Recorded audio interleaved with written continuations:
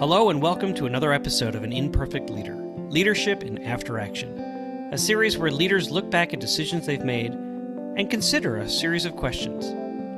I'm Peter Stiepelman, I'm your host, and I'm an imperfect leader.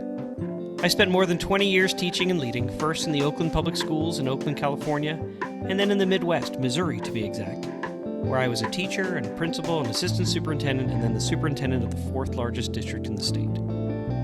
I'm constantly striving to learn from my experiences and from the experiences of other leaders. The aim of this podcast is to lift the learning and lift the imperfect leaders up. That way, when you hear the term imperfect, you'll see strength. Strength from the candor needed to recognize imperfection as a real advantage. Let's get started. You're going to absolutely love this week's episode. Quintin Shepherd is quick-witted, and he's chosen a topic for his after-action review, Halloween, or the national attention he received for canceling Halloween. Now, I didn't mention this to him, but I remember when I first left Oakland and the Oakland Public Schools, and I arrived in the Midwest, and I decided that my class would celebrate Dia de los Muertos instead of Halloween. And so we built an altar in the classroom, and kids brought in pictures of their loved ones who had passed away, and it was amazing. But I can remember how my colleagues kept poking their heads into my classroom to see what on earth we were doing, cutting papel picado, making flower arrangements, arranging favorite foods and favorite, just favorite things. One child, I remember, he insisted his uncle's favorite toy was a stuffed bat. So right there on the altar was a real stuffed bat. But it brought us all together and in really just a wonderful human-centered community. But that was not Quintin's experience. He learned a lot about the power of vulnerable leadership. I think you're really going to enjoy this one. Enjoy. Today on An Imperfect Leader, we've invited Dr. Quintin Shepherd to join the podcast. Dr. Shepherd is the superintendent of Victoria Public Schools in Victoria, Texas. Dr. Shepherd is known to be innovative and responsive to his community's needs. And as the superintendent of a district recognized as an innovation district, Quintin has continued to build on past successes.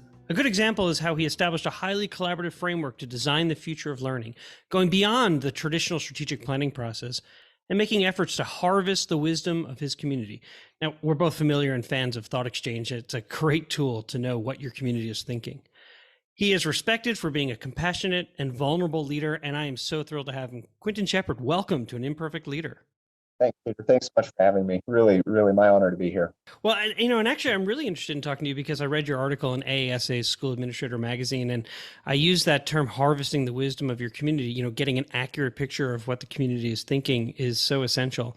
And then, like you, I had been looking for a model for transformational leadership that I could anchor myself to. And so when I first started as a superintendent, I struggled to find one that really grew from authentic experiences, not just theory. One that was built on genuine learning and not a false narrative of what is supposed to be, perfect. I mean, it's why I started this podcast, to honor honesty in leadership, to honor imperfection. So I wonder if we could talk a little bit about the book that you wrote. It's called The Secret to Transformational Leadership. I wonder if you'd tell us a little bit about your work and what readers can learn from you and your co-author, Sarah Williamson. Sure. Happy to. And just a great introduction, because I think you perfectly captured some of what I was thinking as a superintendent as well. When I first started as a superintendent, the way I explain it when I teach superintendency courses, I've been doing this for about 18 years now in 3 different states. And when you first start off, you this is the way I put it: you play by the rules as they're handed down to you, right? And that's true for almost any job. It's true for teachers and principals and superintendents. And then you do the job for a while, and it starts to, parts of it at least, start to feel like a suit that doesn't quite fit right. It's just, I was having this cognitive disconnect between what I was told to do or how I was shown to do the work and how I wanted to do the work. And there just was no model for that. Now, there's this notion of transformational leadership that's sort of out there in this ethereal sense. And I'm like, okay, transformational versus transactional. And we're kind of taught that transactional is somehow bad and we're supposed to move towards transformational. And then you could think about other leadership theories that are kind of similar, right? So like you could look to the Heifetz and Linsky and talk about technical versus adaptive change. You can see some crossover there, but they don't use necessarily the same language. And then you could draw from the business world and look at Clayton Christensen, and you could talk about complicated versus complex. And again, it just feels like these things are all aligned, but with different language. And then there was this light bulb moment for me, after about 5-10 years as a superintendent, where what's really needed is a language of leadership. There needs to be a language of leadership that connects this theory, this way of being in one space, and this way of being in a different space. And I came to the realization one is not better than the other. One is not right. One is not wrong. They're different types of leadership. They're very different styles of leadership for very different purposes. And it really breaks down for me, and I think especially poignant in schools, but applicable to anybody who's leading in the public sphere right now, whether it's a politician or even corporate who have to work in the public sphere, is that there's part of our work that is in fact complicated, that is dependent on things like hierarchies and power structures and transactional leadership, if you will. And there's a language we use in that style of leadership. Now, just to be very clear about what I mean when I say complicated, there's one right way to do it. And it usually requires expertise to do it. Right? If you've done it right or wrong, you're going to be graded on it or evaluated. For instance, if we had to disassemble and reassemble an aircraft engine, neither you or I are going to be asked to do that. Right. And we couldn't promote a shared sense of like, let's do this. How would you like to start today? Well, let's do wings today. Okay, well, that sounds great. Yeah, for sure. Yeah. It's just not going to work. But for those tasks in the school district that are complicated, then yes, transactional hierarchy and so on and so forth. But then for the opposite of complicated is complex, and complex is inherently unknowable, right? And so what's the best way to educate the kids during a pandemic? I actually don't know. I don't know if you know, but I came to the realization that nobody in the country actually knows. No. And I would tell you that the police car parked outside my house for 4 months suggested that maybe there was a part of the community that thought I didn't know. I love it. But, you can look at when's the best time to run a bond? When's the best time to rezone a school? When's the best time to shut down a school? When's the best time to open a school? On and the list of complex issues is almost endless. And leaders get themselves in trouble when they use the language of complicated in the space of complex, because they're sending a covert message to their community. I want for you to judge me. I want for you to give me a letter grade on this thing that's inherently unknowable and impossible to solve. And the public is ready to do it because we're basically begging them to do it by the language that we use. And so a great example. And so throughout the book, I juxtapose these words, if you will. So if it's transactional, if there's a way to do it and you must do it this way, well, then I'm going to seek your engagement with this, right? Like you need to engage with this, and so that we can make sure that you understand it and so on and so forth. But if it's complex, I couldn't care less about your engagement. In fact, your engagement is the very last thing that I want. What I really want from you is ownership. You need to have ownership around this decision that we're going to make, because I don't know what that decision is. I know what the problem is, but like all of us have to co-own this or co-author the solution, whatever it is. So the book is essentially a juxtaposition of words that you would use either in the transactional or transformational space. And to me, that then is the secret to transformational leadership, understanding the context and the language.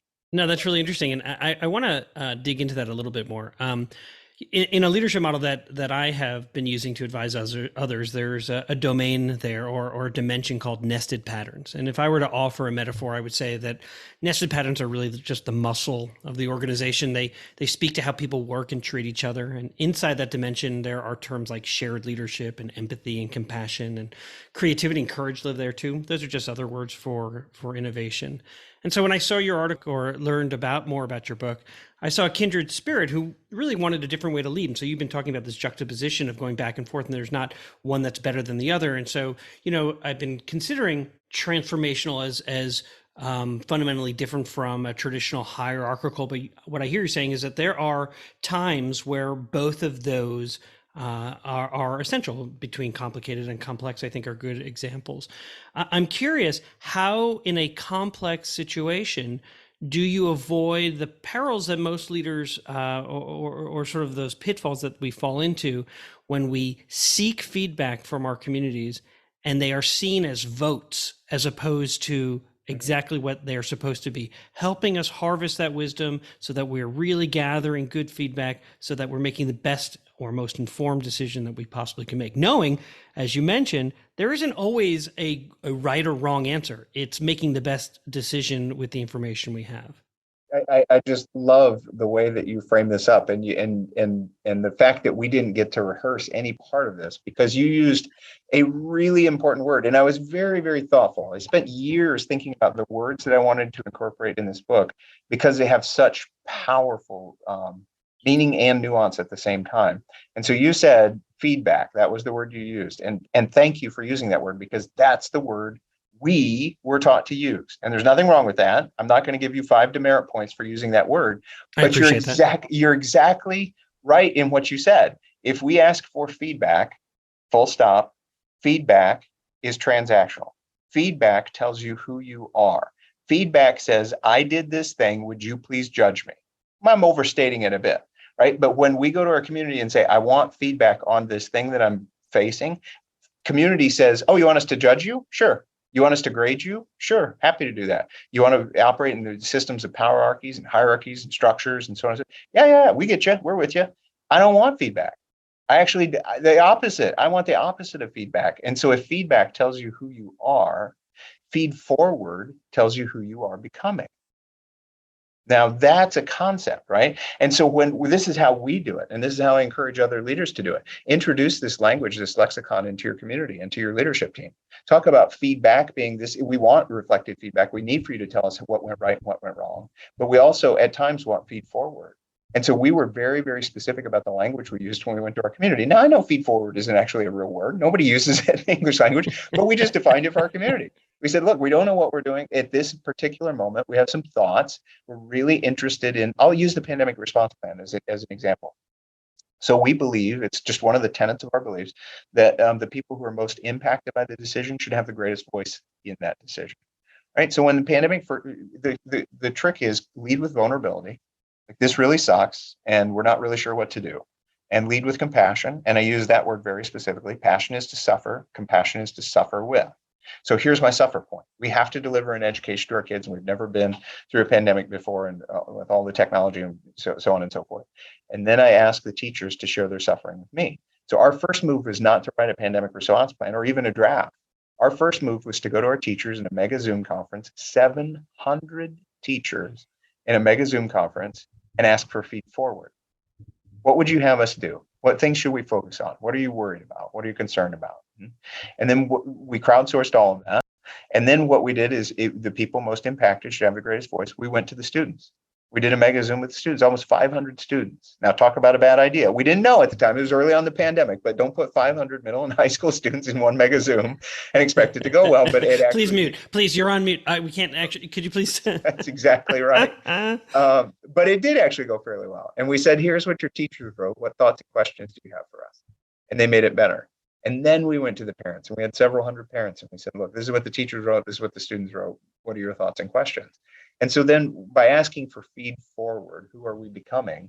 When we actually presented the plan, it was co-authored. So there was tremendous amounts of ownership. And the community's response was, okay, let's get to work. And that was it. That was the extent. I mean, it wasn't this, as you saw in some communities where there were pitchforks and fires and people screaming and yelling. And we just aren't going to have any of that, because we choose our language and choose to lead differently in those spaces. So I just really thank you for that question, because it was just perfectly framed up. Well, and thank you for the answer. It provides incredible insight into what you value and how you lead. I wonder also, the whole title of this podcast is An Imperfect Leader. And I ask this question of every guest who comes on the podcast. So here we go. How does the term an imperfect leader resonate with you? Deeply. It was, in fact, because I saw that I get invited to a fair number of podcasts, and it was the title itself, An Imperfect Leader, that resonated so deeply with me, because I thought, my first thought as it crossed my mind is this person gets it in that leadership is a journey, and it is a series of, some people are hesitant to use the word failure. I love the word failure. Leadership is a series of failures that you use as learning experiences. And so imperfect just recognizes that after 18 years as a superintendent, I am nowhere near perfect. I would never consider myself. This is in fact me. An Imperfect Leader, Leadership in After Action is supported by ILAA, a firm dedicated to supporting aspiring new and established leaders. For more information, please find them at human-centeredleaders.com. We're back for segment 2 of An Imperfect Leader called Imperfect Leadership in After Action. And my guest is Dr. Quintin Shepherd, the superintendent of Victoria Public Schools in Victoria, Texas. And in this segment, we ask our guests to deconstruct a decision that they had to make, and then we discuss it. So, Quintin, what happened?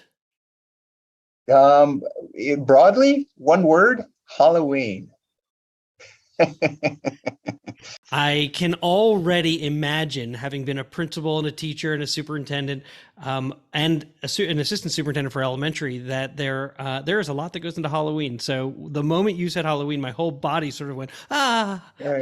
Yeah, that was me. Let me give you some of the detail around what happened. So this was a previous superintendency, previous community, and it was just a large minority population, majority minority population with a lot of refugee students and what have you. And my first year with the district, we did, as so many schools do, Halloween, celebrations with the parades down the hallways, and all the kids get dressed up in costumes and what have you.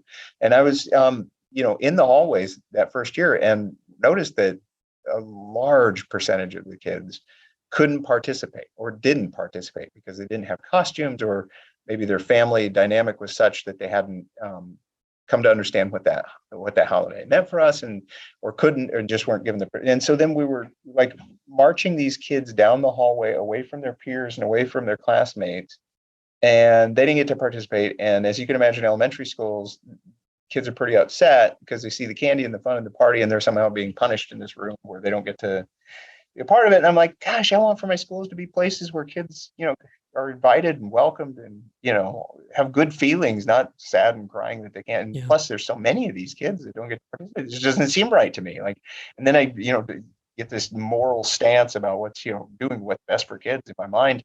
And so I said, yeah, you know what? Year number 2, I said, we're not going to do the Halloween parties this year. And that was it. I was as if I'd put dynamite under my own chair. It was a horrible, not decision, but it was a horrible process because the community was very upset. And at one point I was referenced on the Rush Limbaugh show as being a jihad superintendent or something like that. I mean, it's just absurd. Because you canceled Halloween. Death threats. Yikes. Okay, so let's go through this whole process then. So we've identified what happened. Now, what got overlooked? Oh, the book. If somebody had written my book prior to me writing it, I would have not ended up here, because the reality is this is not a complicated one right answer solution. This is an opportunity to educate a community. This is an opportunity to have a discussion conversation with the community about, what do we value in schools and how do we want kids to feel in these spaces, and on and on and on. And I just made the decision because I had the title. I can do stuff. I can make things happen. And so it wasn't if what I did mattered so much. It was if how I did it mattered to me. Yeah. So you're the superintendent. You have high integrity. You see a large percentage of children not belonging, and schools should be all about belonging. Yep. And it sounds like what got overlooked was sort of the Peter Senge question of how do we want to be together, as you think about it as an organization. That's absolutely right. So what did you learn about relationships, or what new relationships were formed, or it sounds like there were some real tension among those you had relations with? For sure. Yeah. And they were really strained for a bit, but as with everything, I think you don't hide from this stuff. You don't pretend like it didn't happen. You use it as a learning opportunity. You lead with vulnerability always, and I've always done that. It just comes naturally to me. So I went to the community. I think one of the first things I did is apologize. I apologized publicly at a board meeting. Said, "Gosh, I did not want for this to go this way. I certainly don't want to represent our community in this way. That's not my intention whatsoever. My intention is to do what's right for kids." And it was interesting. I don't know if it's still. I guess you could probably, if you're really good online hunter, you could probably hunt this down, but you could find a bunch of articles, just a ton of articles, the year that we canceled Halloween, so to speak. Now the Halloween still did take place, it just didn't happen in our schools, but then you look the very next year, try to find a single article, you can't find anything. You can't find a single article. And the truth is, did we bring back the Halloween parties? No. we didn't bring them back the second year. The difference between that first year and the second year was that the second year we had done a pretty good job of engaging our teachers and engaging our families and engaging even our students in the conversation. And the community came to the realization it was like, oh, we probably shouldn't be doing this. It just doesn't make a lot of sense for our kids. And so those relationships, I think in a lot of ways they came back even stronger. But so often leaders get themselves in trouble because they try to bury a mistake. And, frankly, when you take ownership for something when it doesn't go right, it doesn't always end well. But the truth is, as a leader, you just have to make a decision that you're how you're going to be, how you're going to lead. And for me, it's just not really a question.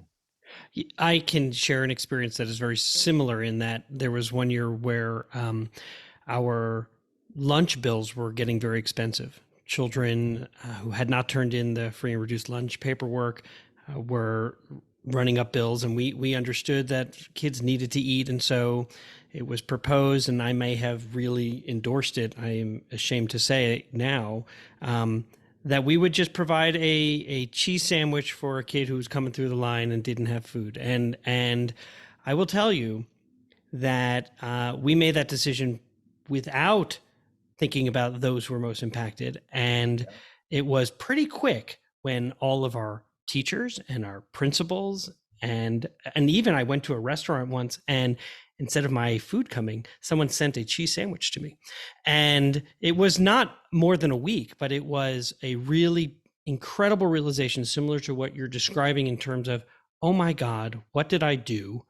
And how have I damaged my reputation to some extent about, I say we lead with empathy and compassion, and I demonstrated none of that in that moment. But to your point, at a board meeting and in the public and face to face with all of our principals, I apologized. It was the wrong decision, and it was a really damaging one.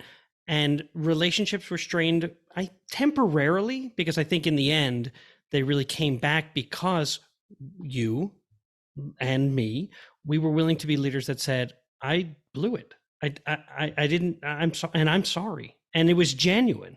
And I hadn't thought about it until recently. I was having a conversation with someone who brought it to my attention. Remember the cheese sandwich? I went, oh my gosh, the cheese sandwich. Yeah, I do.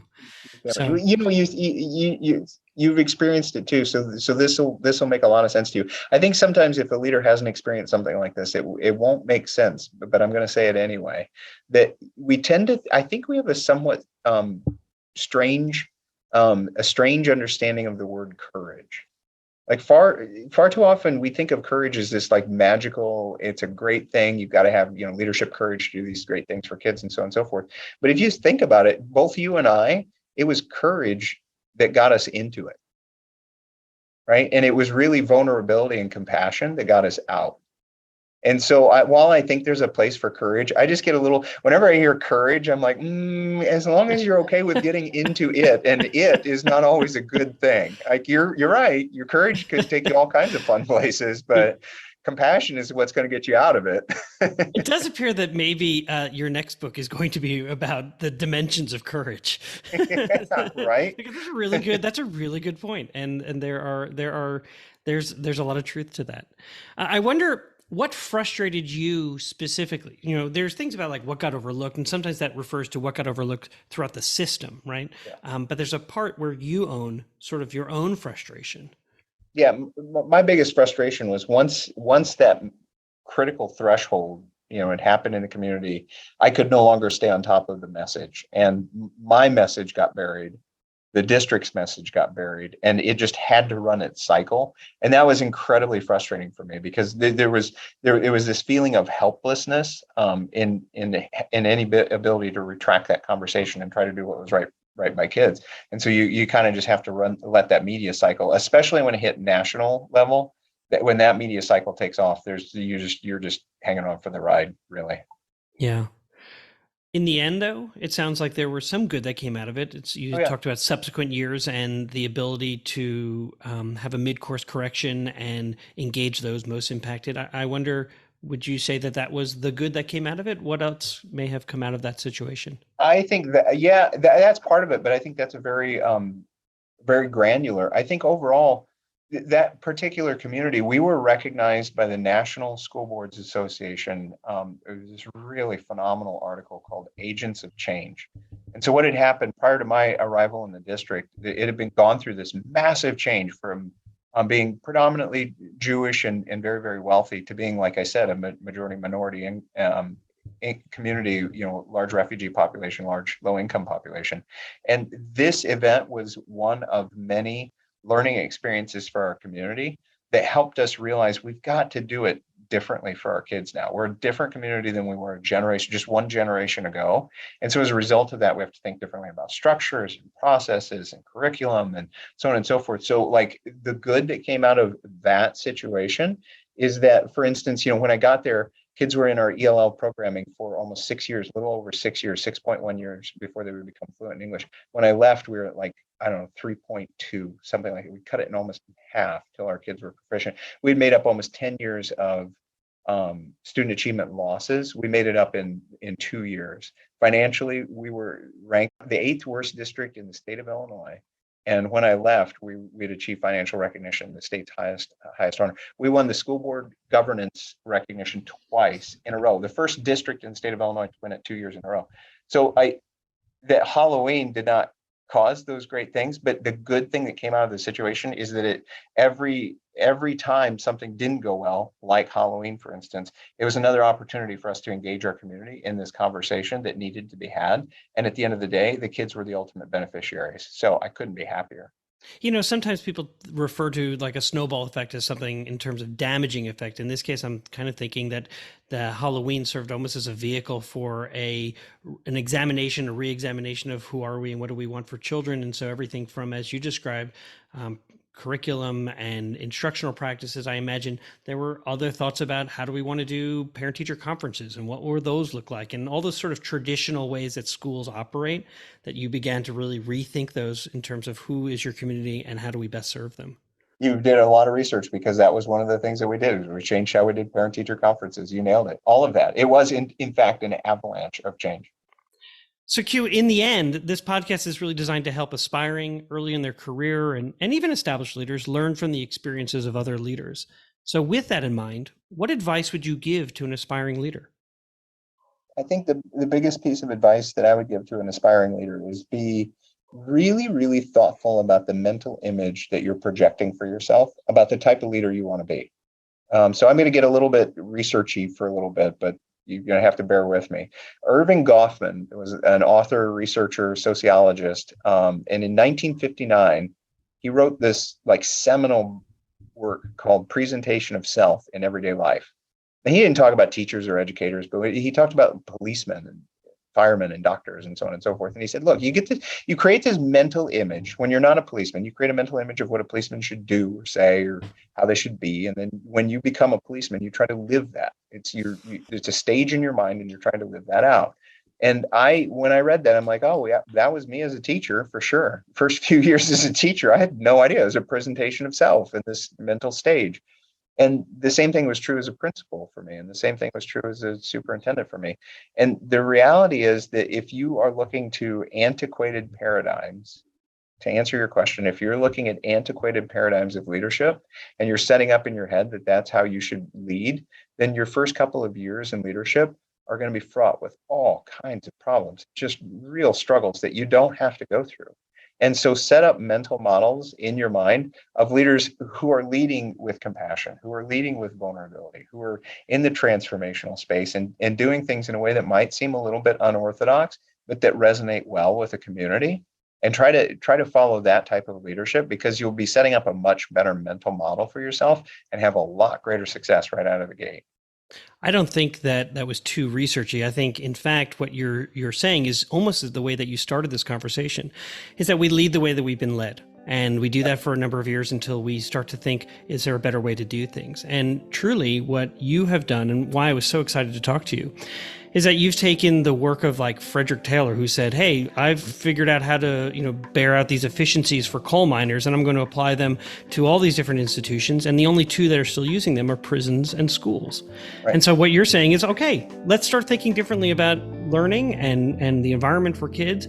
And I've got some secrets to transformational leadership that you should learn. And I'm really grateful to have had the time to spend with you. Well, the one thing I would also make available for anybody who's listening is go check out the website, transformationalleadershipsecret.com, transformationalleadershipsecret.com. We're doing a newsletter, and you can get real, very practical, day-by-day things that you could start doing as early as tomorrow if you're looking for those frameworks. Awesome. Well, again, my guest again today was Dr. Quintin Shepherd, and I'd encourage you exactly to check out his book, The Secret to Transformational Leadership. He and his book can be found at www.transformationalleadershipsecret.com.